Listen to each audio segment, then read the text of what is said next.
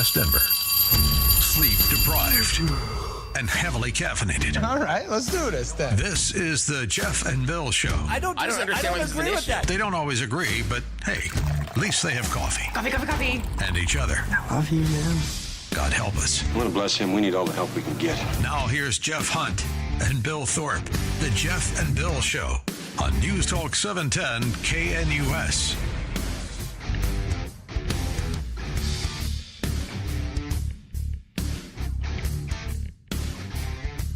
Bill, I got to ask you this, Bill. Yeah. You are part of the family of Hulk Hogan.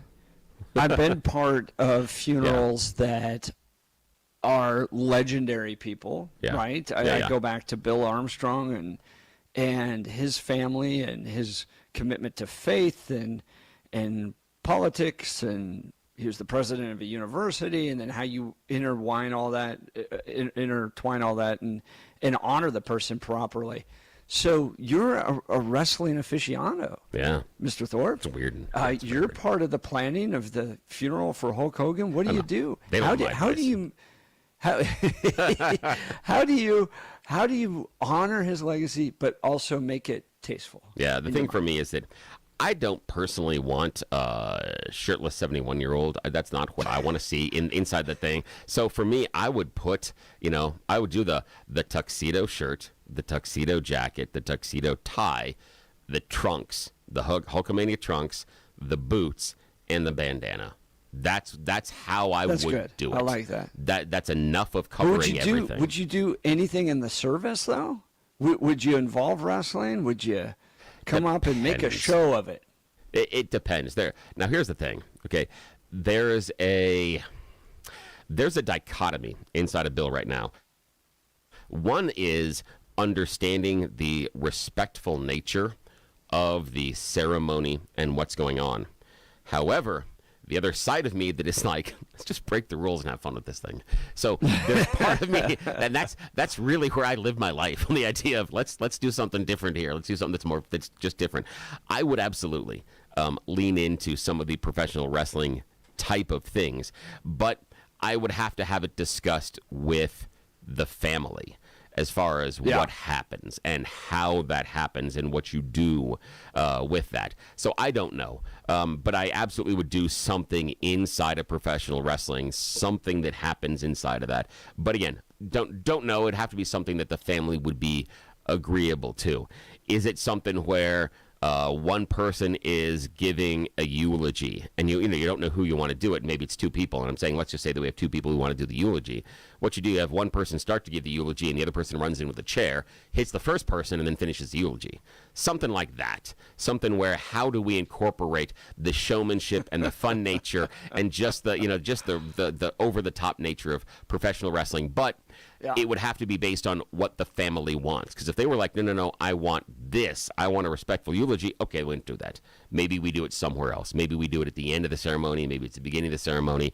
Maybe it's when they're interring him into the ground. Who knows? But I would absolutely work something in. But that's just me. That's, I've told my wife for years that's a proper way to honor him. I've told my wife for years that if she doesn't want to pay for services, go ahead and just put me in some sort of a Halloween costume, get me a helmet, and push me into traffic in a wheelchair, and just light sparklers and fireworks at the same time, just so I make the news. I don't care. I'm like, just fine. I'm dead anyway. As long as I'm on the news, that's fine. Then you can remember that. You can just record that, and that's on the news, and there we are. There's Dad's memorial service. Yes, that news story they had. That's hilarious. I know. I'm like, yeah, do what you want. Yeah. Well, mark this down and clip it, because we'll be sure to work with your wife on absolutely. I think she's already creating that opportunity. I think she's already bought the fireworks. I'm just saying. She's not going to go as far as Dr. Craig, but she's bought the fireworks. This reminds me, I was working closely with Bill Armstrong when he passed away. I was kind of his political guy at CCU and running the Centennial Institute. And he would come over all the time and talk politics, and developed a great friendship with him. And so you already know, Bill Thorpe, that I have almost no respect for Democrats down at the Colorado legislature. This confirmed it for me. We were honoring Bill because Bill at one point was a state lawmaker. He started out, he's literally been elected to just about every office in Colorado: state house, state senate, Congress, senator. So he spent some time at the Colorado State Capitol as a lawmaker. And typically when somebody passes away that's a former lawmaker, it's a bipartisan moment of allowing the family to be recognized, allowing the lawmaker to be recognized. And almost nobody ever makes this thing political because the family's there, right?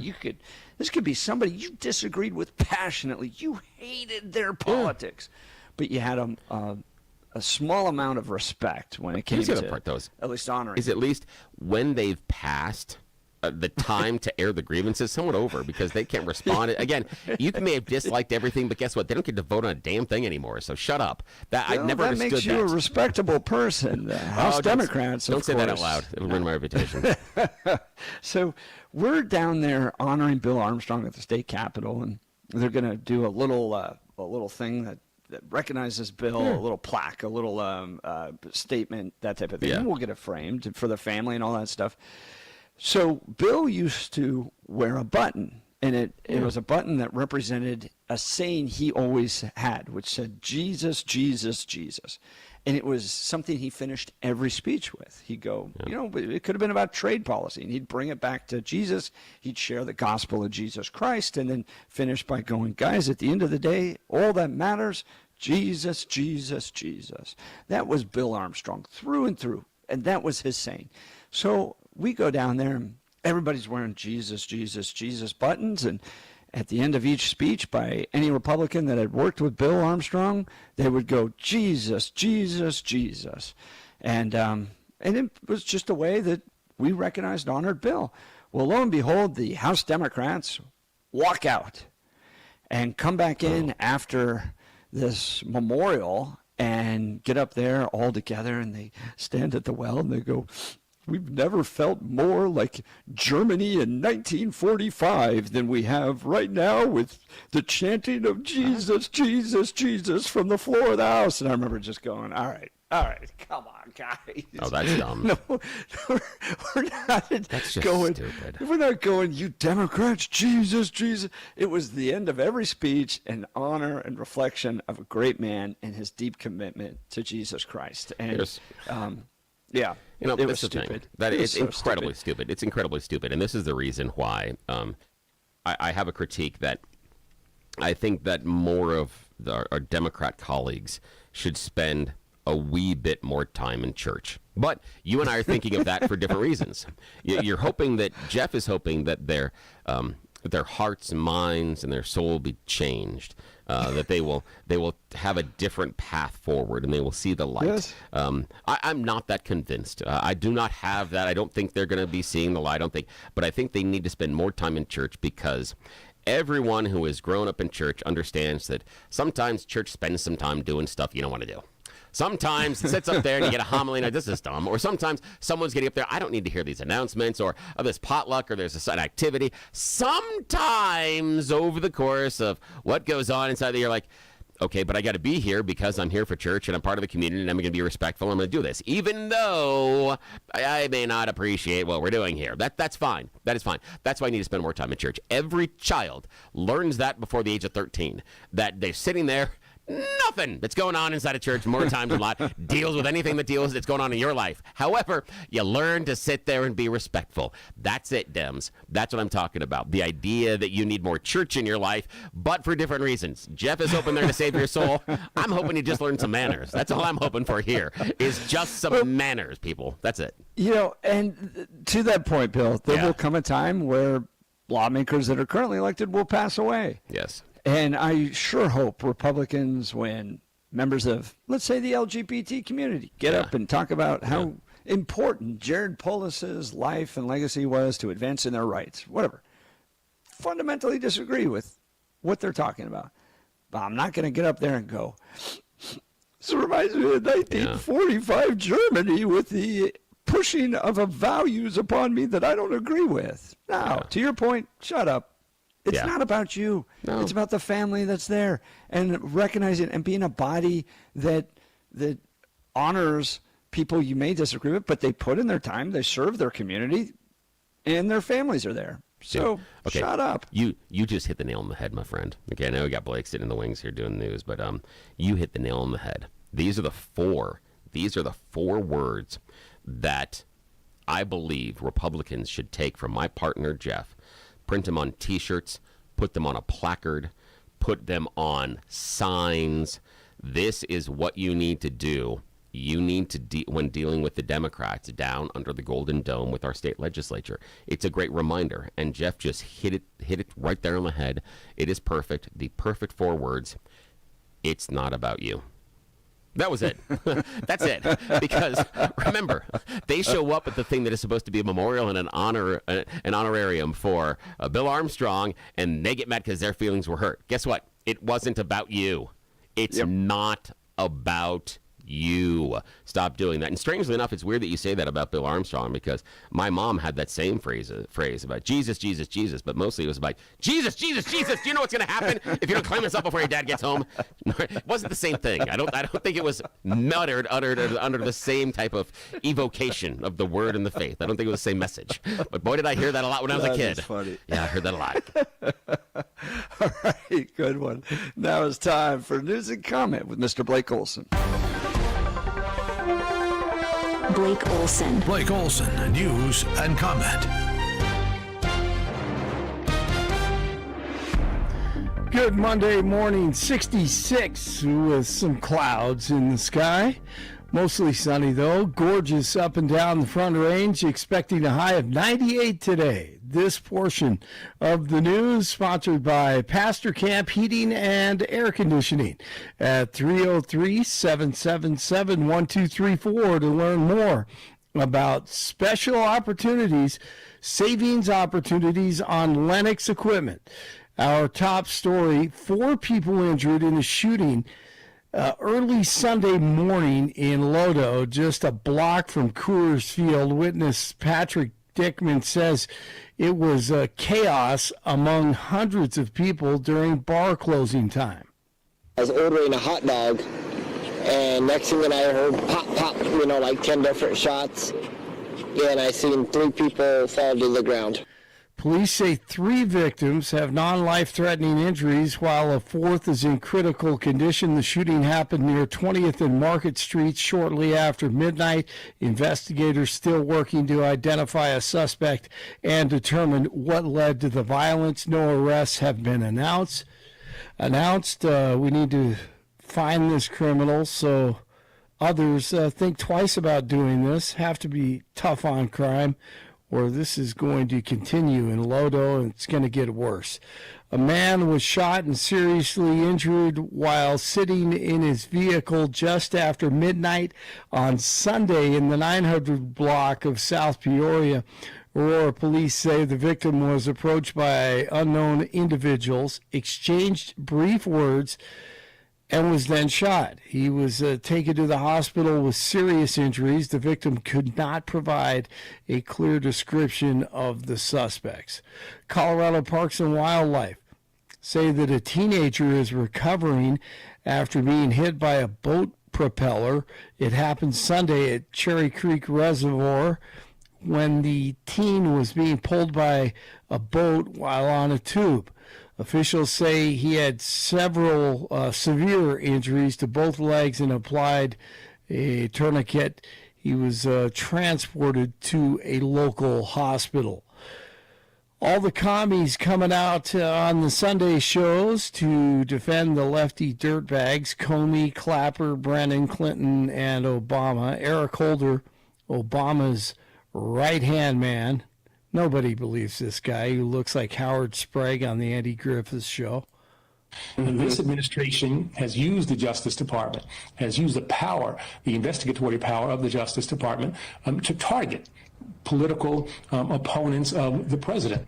I mean, you've seen Donald Trump talk about a whole range of things, most ridiculous, to talk about the possibility of indicting, prosecuting for treason Barack Obama. I mean, these are dangerous kinds of things that this president is talking about. Why? He's a crook.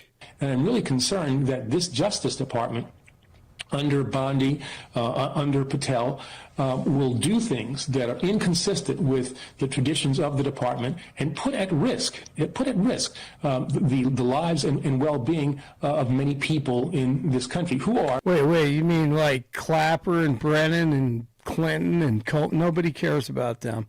American people want him in cuffs. For whatever reason, politically opposed to or take political positions that are inconsistent with the desires of this president. Exactly what you guys, that's what you did for, well, you've been doing it for 10 years. CIA Director John Ratcliffe on Fox News Channel. What you're saying is there is still an opportunity for indictments, potential prosecutions, accountability from those people who may have lied under oath, like John Brennan, James Comey, and perhaps Hillary Clinton. Well, that's why I've made the referrals that I have. DNI Gabbard has made referrals. Yeah. And why we're going to continue to share the intelligence that would support the ability of our Department of Justice to make bring fair and just claims against those who have perpetrated this hoax against the American people and this stain on our country. Director, DJT says a new trade deal with the European Union will lower tariffs to 15%. He said the 27-member EU has agreed to purchase $750 billion worth of energy and $600 billion worth of investments in the U.S. Stock futures up this morning before the opening bell. The Fed meets this week about lowering interest rates. Calls are growing louder in Congress to release the Epstein files. Democrat Ro Khanna and Republican Thomas Massie said that it's time for the public to see the full truth. The two are co-sponsoring a bill that would require a House vote to make the Epstein documents public. A man is facing terrorism charges after a stabbing rampage Saturday at a northern Michigan Walmart. Injured 11 people. Bradford James Gilly was stopped by a Good Samaritan, or that is, Good Samaritans. At least one had a gun. And good things should happen when a bad guy is running around a Walmart and someone has a gun, and they were able to stop him. The baseball Hall of Fame, man. Yeah, he was a Marine. I did not see that. Yeah, he was a Marine. That's good. Excellent. You know that guy that stopped the dude in the New York subway, too, yes. and then ended up going through the whole trial and all that stuff. Yeah, exactly. They almost threw him in prison. Too. Those guys, they take an oath, and it's an oath for life. And they see danger, they go at it. This guy is a good guy with a gun. Stopped this guy, and he was just running around. I guess the blade wasn't that big; it was only 2 inches. Yeah, but it was just stabbing as many people as he could. Thank God for the Marines, man. No doubt, man. Love them. Love them. All right, the Baseball Hall of Fame welcoming 5 new members. Ichiro Suzuki, and he's the first Japanese player inducted. He joined CC Sabathia, Billy Wagner, Dick Allen, and the late great Dave Parker. Rockies at Cleveland today. First pitch, 4:40. Broncos training camp continues. And it is 63 in Broomfield, 64 in Lone Tree, 66 in Denver. Jeff and Billy continue on Monday morning. Blake Olson, News Talk 710 KNUS. The Denver forecast on this early Monday. A few passing clouds this morning. Temperatures around 65 by daybreak. Then for the rest of your Monday, mostly sunny, pretty hot today. Highs in the upper 90s. Partly cloudy tonight, lows around 65. Chance for showers and thunderstorms return for Tuesday, highs around 95. Weather brought to you by L&L Heating and Air Conditioning. For quick, trustworthy, and dependable service, call L&L Heating and Air Conditioning at 720-851-1691. Visit them online at bestdenverhvac.com. That's bestdenverhvac.com. You'll be comfortable with L&L. I'm day weather meteorologist Patrice Sutter in the 710 KNUS Weather Center. Bill,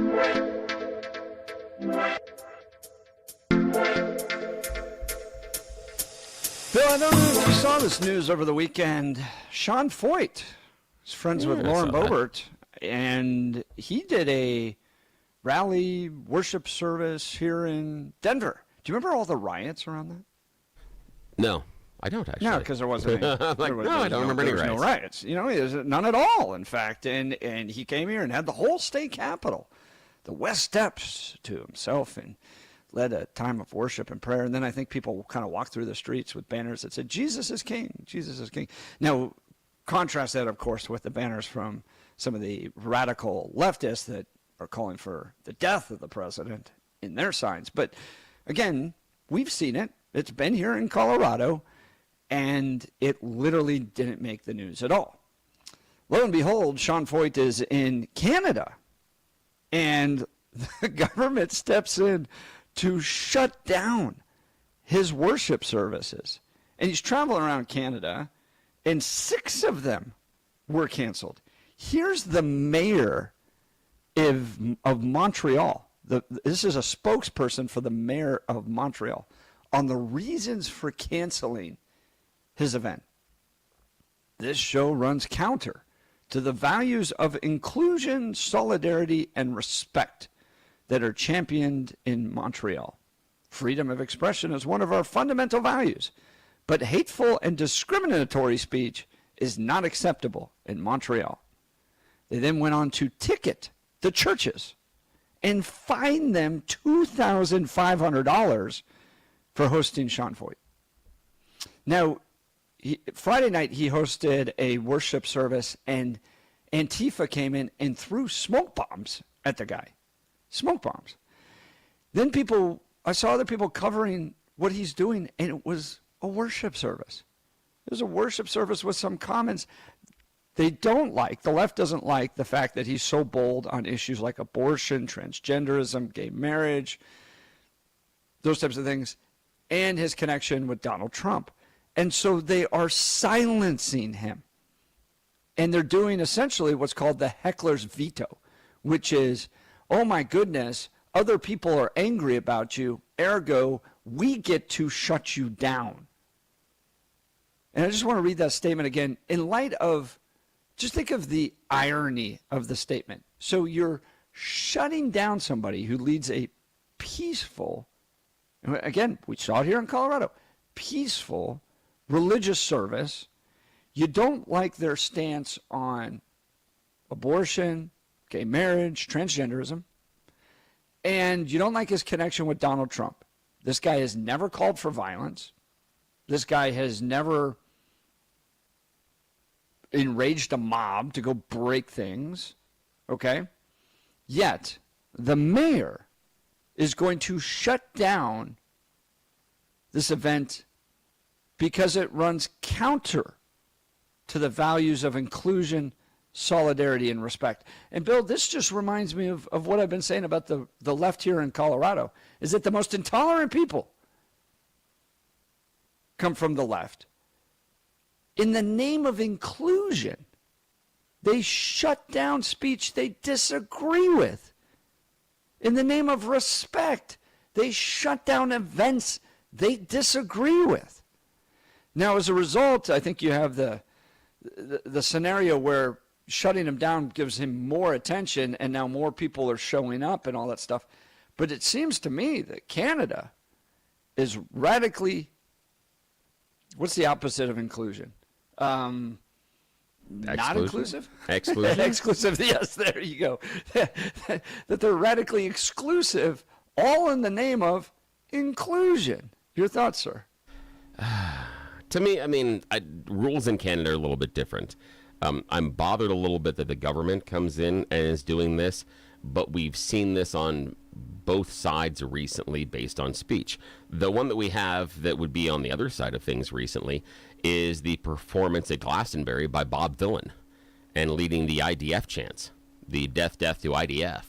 They lost concert bookings, and their ability to travel to the U.S. was pulled by the Trump administration. And so the idea that in and of itself we protect and or respect all free speech rights is a little bit malleable. But I do believe that in some cases there are some restrictions on them. But, and I understand your idea of tolerant and intolerant, but we could get down examples of where people on the conservative side of the aisle are intolerant of certain behaviors and certain things as well, just like people on the left are intolerant. We went back through this last week or the week before, that it's one of the things that I have is this intolerance in the name of tolerance, is that people are intolerant and demanding their tolerance, but it is only what they're tolerant of. They do not have tolerance for things that are outside what they view as acceptable. But that happens on both sides. For me, I wish the government wasn't necessarily involved, but Canada is a different society. Canada is its own country, and we have, I saw bands that had been protests and bands that tried to be canceled. You and I, fans at one point, I'm still a fan of Marilyn Manson. That went through a whole lot of protests. There are a series of them. Revco went through a series of protests. There are a series of other bands across the U.S. that have met with protests during the 80s. A lot of the real heavy metal acts met with protests. In fact, the whole reason that we have the parental advisory lyrics is because sticker on the albums is because of Al Gore's wife, Tipper.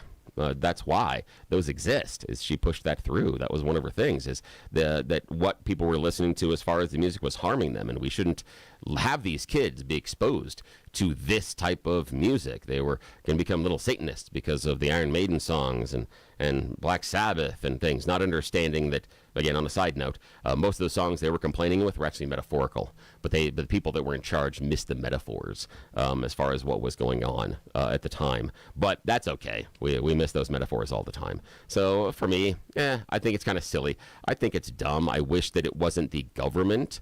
I've got a little bit more understanding if it is a private organization or even a church saying, no, we're going to cancel this.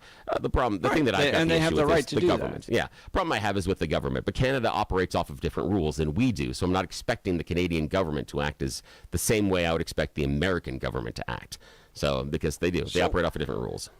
I see it differently. Bob Villain, in my mind, was actively calling for violence, right? Or at least inciting violence, which is illegal in America. So death to the IDF. If he had gone up there and said, well, I consider free Palestine a call to violence. You and I disagree about that. Then if they had gone up there and said, we want the Palestinians to have their own state and we want to stand up for their rights, that would have been fine. But in my mind, death to the IDF is a form of incitement. It's a call to violence, which you don't see. I think what you have in Canada, specifically from progressive leaders in government, is active Christian persecution. You have a unwillingness of the government to accept the Christian worldview. I mean, what Sean Feucht talks about is no different than what I'd say Orthodox with a small o, not Greek Orthodox Church, but traditional Orthodox Christians believe, that marriage is between one man and woman, that your biology determines your gender, that abortion is murder and life begins at conception. None of that stuff is radical. It's been the hallmark of Christian belief for 2,000 years. And so to all of a sudden say, well, because this guy believes this, or because I actually think it's motivated in the sense that he's close to Donald Trump, we're going to use the power of the government to not only shut down your events, we're going to fine you $2,500 for even hosting this guy. This is Canada acting directly against traditional Christian values. And as Sean Feucht points out, you had guys travel all around Canada calling for, a global intifada in their rap concerts, and those were continued. Those were allowed to go, no fines, no restrictions. But you want to say that life begins at conception, or that marriage is between one man and one woman. Well, now the government needs to step in the name of inclusion and solidarity and respect. It goes to my point that I've said many times, that the only acceptable form of bigotry in America is against Christianity. And Canada is willing to do that too. And when you get leftists in control, this is what happens. They're the least intolerant people. We're now third U.S. Supreme Court case from Colorado just for the right to be able to practice your faith quietly in some corner of the world. That the radical left is wildly intolerant, and you see it with Sean Feucht. You think, what are your thoughts, sir? I'm not necessarily that I agree, because I see intolerance on both sides. So when we go through and we're painting, well, they're obviously so intolerant, but I see it on both sides, and I see some intolerance. And the idea being that, again, I don't like the fact that the Canadian government came in, but it's their government. And if this is the rules, or this is the society they have, that's what their rules are. And they have a different approach. Again, I'm not a Canadian, nor have I lived there. So just on basic research, they have a little bit of a different approach to it, where we seem to protect, or at least try to. We don't always do this, but where we try to protect free speech to the level of protecting what you disagree with also matters, not just the stuff I agree with. They seem to be more worried about whether or not it hurts people's feelings, and it seems to go across both spectrums.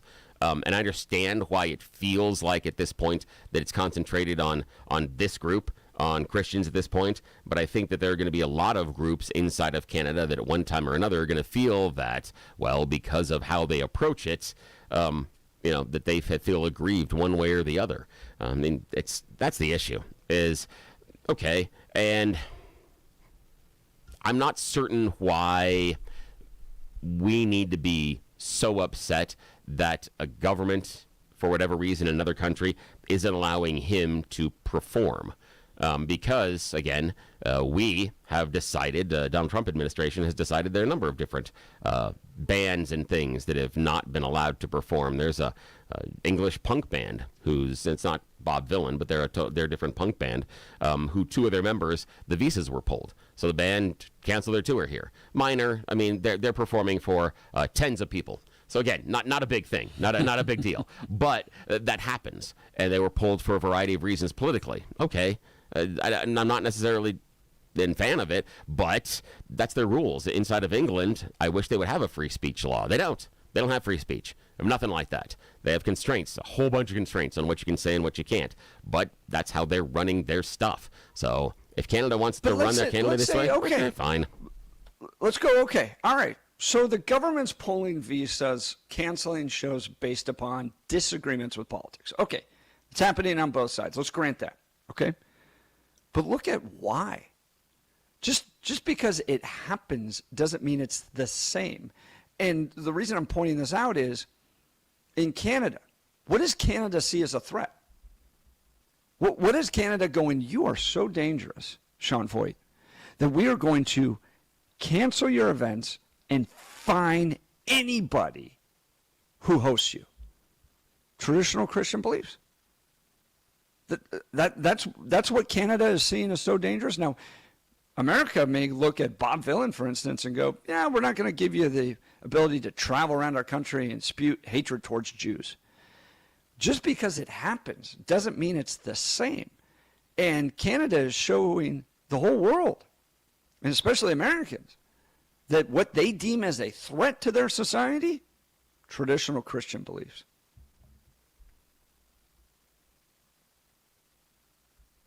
Yeah, I'm not sure I interpret it that way, though, that it's the idea of traditional conservative Christian beliefs that are necessarily what they're afraid of.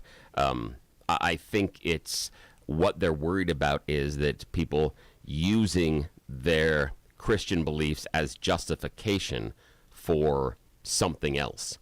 And we have that across a number of different religions, because once you come to the conclusion that because God said so, you can get to a lot of awful things. I mean, there are a lot of people that inside of the Islamic religion that have gone on suicide bombing missions because God said so. So there's a thing that there are ways that if we're using the religion as the justification for what we're doing, but do Christians there can do that? be. Christians don't go on suicide bombing missions. Again, I'm using that as an extreme, but Christians do use other things that because my religion says so, that you can't do X, Y, or Z, or we are going to not let you do this. One of those, one of the ones that seems most innocuous would be gay marriage. One of the ones that's a little more difficult, and I'm not sure it's a great example, would be abortion laws. That if many Christians had their way, we would have a federal abortion ban. If many Christians had their way, we would have a ban on gay marriage. So that, to me, would be intolerant. because not everybody in the nation is Christian. But that's, to me, people using their religion to say that because my God says so, now all of us have to follow these rules. There are different levels of which, but that's kind of my argument somewhat behind people that talk about having our church lead our nation and have more of a role in our governing. I disagree with that simply because that's where we get to things like the Taliban in Afghanistan. We're not arguing over whether or not it's a theocracy. We're just arguing over what book we're using. And that's an issue for me, because I do think there should be a separation. And so that's it. It's when we start to use our religion in ways in which we're doing it. And I bet that's why he's getting in trouble inside of Canada, just based on how I'm reading their rules. I'm guessing that's what it is. Their rules are too constrictive for me. I would not be in favor of the rules around free speech. I would be in trouble because of the rules around free speech. They're way too constrictive. So I'm not supporting them, but I'm thinking that may be the justification as to why. I'm trying to figure out the why. I'm not saying I support necessarily. Oh, yeah, I think the why is they just hate Christianity and they're leftists. All right, let's go to the phone lines. When we come back, Steve, Aurora, you'll be up next. Feel free to join the conversation. 303-696-1971. Text us on the Dan Caplis Law text line at 720-819-5115. You're listening to The Jeff and Bill Show. This is Denver's Talk Leader, News Talk 710, KNUS.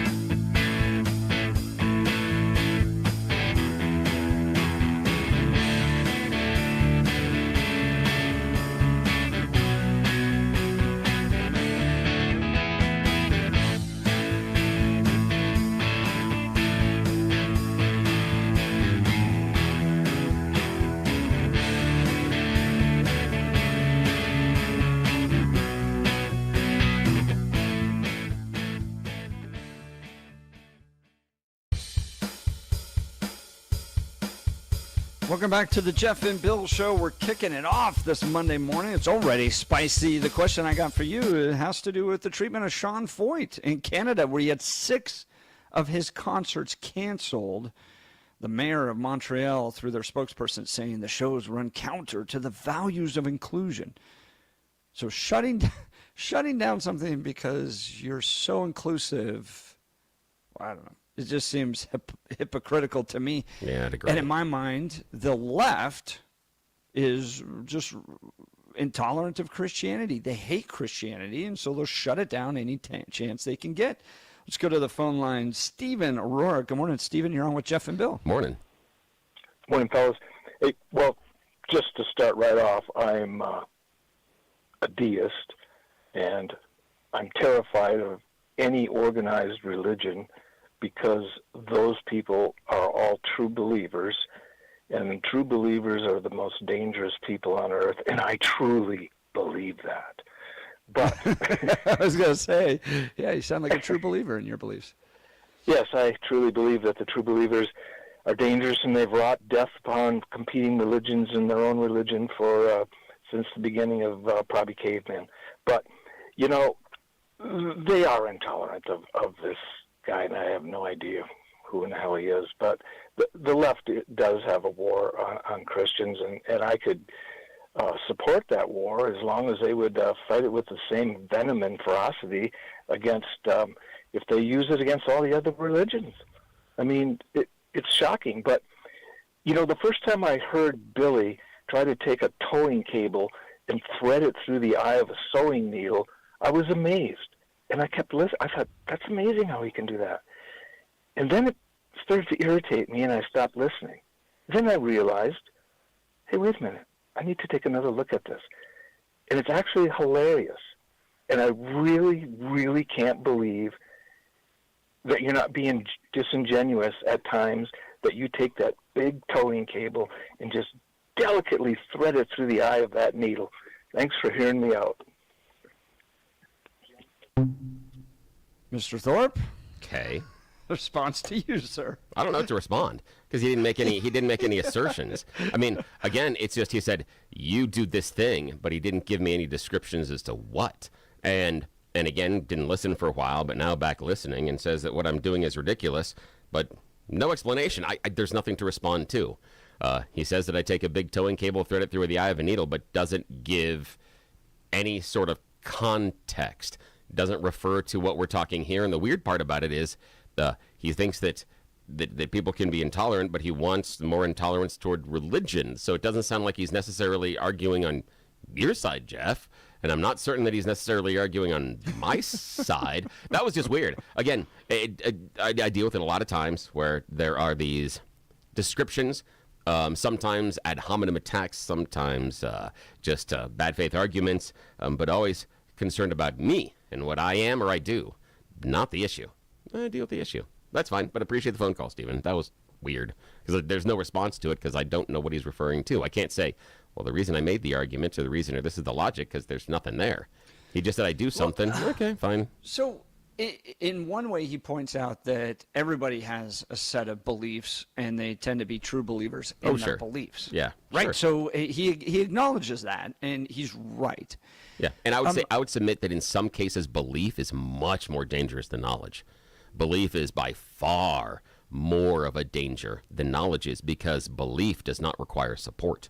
Belief just requires that you're convinced. That's it. Doesn't require anything else to hold it up. Just that you're convinced of it. Outside of that, everything else is irrelevant. So it can be much more dangerous. Is there a difference between belief and knowledge? Oh, yeah, absolutely. Gosh, you and I are going to end up in the bar of a college town talking about this. Well, the issue is this, that none of us are flying around. Gravity, while a theory, exists. You don't have to believe in it. It exists. Doesn't care if you believe or not. Does not matter. Doesn't. Right, and but so that's you're not going to knowledge. jump off a building because you know that you'll hit the ground, but you also believe you're going to hit the ground. Not necessarily right? if you believe you're going to fly, you jump. Yeah, and people have done that. But then people you would have done say that. your belief's not founded in knowledge. That's what I said. Yeah, That belief doesn't matter. And so, but belief is separate from knowledge. But belief is not that dependent way? upon. Do people believe things they have no knowledge of? You have to. And act in a way? No, you have to, because the definition of belief is it's faith. It's proof without knowledge. Yeah, they're different. Belief is different than knowledge, and they can be separate. And that's your okay. Your faith in God, for instance, is going to be rooted in some form of knowledge. Like so. But eventually, it's right. Belief. Like you're analyzing the world and going, well, there's good and there's evil. There's a beginning to me and there's an end to me. So your belief is going to be is rooted in some form of knowledge. But the problem is we have no concrete proof that God exists. We have no concrete proof of the afterlife. So at some point there is that leap of faith. At some point inside a belief of religion, there has to be a leap of faith. No, that's how it's defined. There has to be, because you can't necessarily nail down everything that you know about religion that way, and it doesn't go through the same proof or theorem that it has inside the scientific community, and that's perfectly acceptable, and that's fine, and it's okay. Yeah, but it's okay. What I'm arguing against is the dichotomy of it. So you may say, for instance, I'm sitting in a chair. The chair has 4 legs. The chair has a back. I have the experience of sitting in a chair. My knowledge is informing my belief that I'm going to be held up if I sit down. But what I was challenging is this dichotomy that belief and knowledge are different. I think your belief is informed by your knowledge. So you're looking at the chair. You're going, the chair looks sturdy. My experience with sitting in a chair that looks like this tells me it's going to hold me. Ergo, yes, I may have to take a moment of faith to sit down in the chair, but what I'm challenging is this dichotomy that belief and knowledge are different. I think your belief's informed by your knowledge. Anyways, we got to get to a break. Feel free to give us a call, 303-696-1971. You're listening to The Jeff and Bill Show. This is Denver's Talk Leader News Talk 710 KNUS.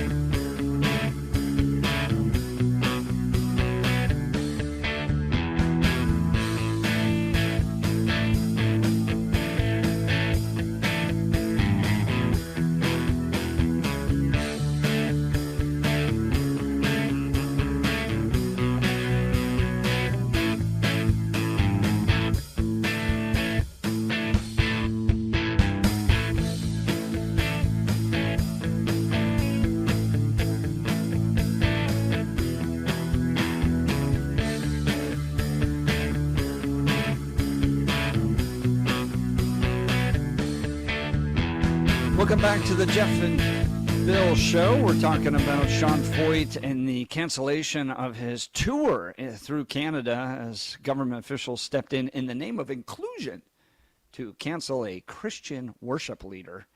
Let's go to the phone lines. Dwayne Divide. Good morning, Dwayne. You're on with Jeff and Bill. Hey, good morning. Good morning, gentlemen. As a native Canadian U.S. citizen, I have to say this about Canada. They're nuts. Just leave it at that. They've changed culturally. They've changed all the things that have gone on, and they progressed to a way of not being able to think clearly. Much like AOC, a former bartendress who's truly afraid of ice. Thank you. That's a good one. It took me a second. That's funny. Yeah. So, Dwayne, as a Canadian, I always found them to be quite polite. Very polite people. But they seem to be willing to take a big stand right now, and that stand is against Christianity. Well, not only that, and all, Bill had just recently said something about there's no proof of an afterlife. Well, I can then look at my son after his dorsal rhizotomy surgery that Dr. Wilkerson at Children's Hospital Denver did, and uncoiled a body from cerebral palsy to where now he walks, runs, and rides a bicycle. Again, I look at a chair and I think, well, at one time when I was 340, I may not want to sit in that chair because I'll destroy it. But now at 210, I can sit in most any chair with no problems whatsoever. My faith isn't shaken. My faith is one of how do I justify it without becoming ridiculed. And ridicule is one of the things I've learned now, that I have to sit there and stand for my beliefs as opposed to trying to fit in. What do you think is going to happen to Canada? The direction that they're pendulum, going. We're getting text messages here. The bread man saying, just U.S. should conquer Canada. We don't have to put up. Oh, God. See, if we had them as a 51st state, we'd have nothing but liberals. Okay, you look all across Canada right now because of Fidel Cuba's son up there. We would, with him, we would have nothing but liberals, and we'd have 17 seats in the Senate that we'd have to worry about and everything else. We can't take Canada right now. The country is in complete disarray, and much like many parts of the world, we're watching history right now develop. And I see that Canada will sit there and go to this point. They'll continue to get more and more stressed to the left, where somebody will finally stand up and go, enough. We can't do this anymore. Chicago's already kind of reaching that boiling point when the citizens were seeing the illegals getting far more, and they're starting to stand up and turn the other direction. The pendulum has gone as far as it can go. It's locked, it's bent, but when it swings back, I'm concerned that in some ways, as far left as it's gone, it'll go as far right, and that balance point in between is going to be a hard thing to come up with and justify in balance. Dwayne Divide, sure appreciate the call. Yeah, Thanks so much. Always great to hear from Dwayne. He's got a great radio voice, by the way. He does. Dwayne Divide, thank you again. All right, in the next hour, we're going to get into European immigration. So I guess we're just going from Aurora and the Jim Craig trial on up to Canada and now over to Europe. Donald Trump, in his trip to Europe, talking about the fact that they've got to change their immigration policies or they're not going to survive. Does Europe need to change things over there? Looked into the amount, the kind of size of the Muslim population in Europe. Is it making a big difference? Is Western civilization in threat? Trump slamming Europe over immigration, saying the horrible invasion is killing the continent. We'll get to that next. You're listening to The Jeff and Bill Show. This is Denver's talk leader. We are News Talk 710 KNUS.